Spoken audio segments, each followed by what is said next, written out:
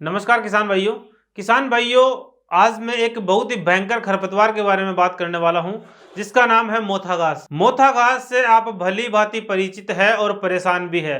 तो आज के इस वीडियो में मैं बात करने वाला हूं कि मोथा घास को आप कैसे कंट्रोल कर सकते हैं, देसी उपाय क्या है और रासायनिक उपाय क्या है, इन दोनों बिंदुओं पर बात करने वाला हूं। लेकिन उससे पहले आपसे रिक्वेस्ट करूंगा कि अगर आप चैनल पर पहली बार आए हैं तो चैनल को सब्सक्राइब कर लें।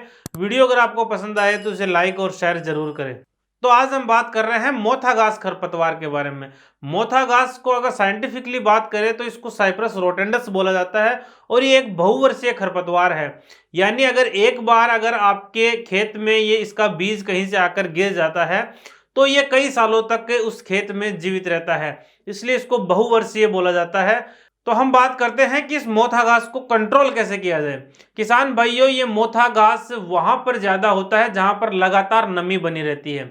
अगर आपके खेत में लगातार नमी बनी रहती है और कहीं से अगर मोथा घास का बीज आकर गिर जाता है तो वो वहां पर उग जाता है और फिर उसी से बीज बनते बनते ये अपनी संख्या को बढ़ा लेते हैं और पूरे खेत पर कब्जा कर लेते हैं। तो इसका सबसे सरल और जरूरी उपाय जो हम आसानी से कर सकते हैं वो यह है कि जब हमारी फसल कंप्लीट हो जाती है, जब हम हमारी फसल को काट लेते हैं तो हमें गर्मियों के समय में गहरी जुताई करनी चाहिए। गहरी जुताई से मेरा मतलब ये है कि गहराई तक जुताई करनी चाहिए, जिससे नीचे की मिट्टी ऊपर आ जाए और मिट्टी जो है वो अलट पलट हो जाए।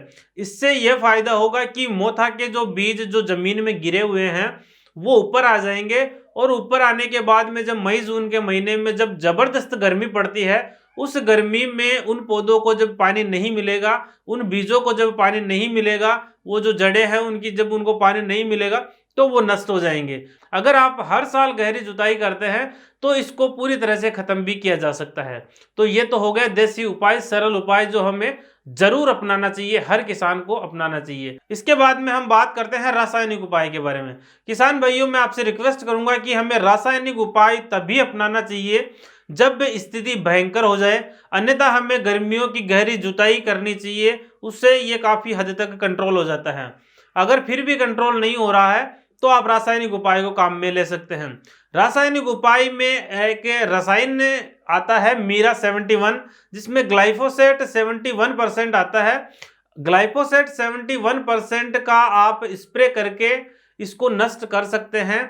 ग्लाइफोसेट 71% की 100 ग्राम मात्रा प्रति टंकी के हिसाब से घोल बनाकर अगर आप स्प्रे करते हैं तो इसको कंट्रोल किया जा सकता है। जो हमारे जो खरपतवार नाशी होते हैं वो दो तरीके के होते हैं। एक होते हैं सेलेक्टिव हर्बिसाइड, जिसमें वो सिर्फ खरपतवार को ही नष्ट करते हैं, फसल का जो पौधा है वो सुरक्षित रहता है।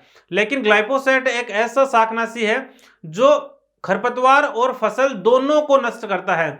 तो इसलिए ध्यान ये रखें कि जब भी ग्लाइफोसेट 71% का अगर आप स्प्रे करते हैं तो वो फसल की कटाई होने के बाद में स्प्रे करना है। अगर खड़ी फसल में अगर आप स्प्रे करेंगे तो ये फसल और मोथा घास दोनों को नष्ट कर देगा।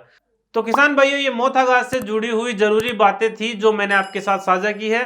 उम्मीद करूंगा कि वीडियो आपको पसंद आएगा। अगर वीडियो आपको अच्छा लगता है तो इसे लाइक शेयर करें और साथ ही अपने जो अन्य किसान साथी भाई हैं उन तक भी जरूर शेयर करें। धन्यवाद।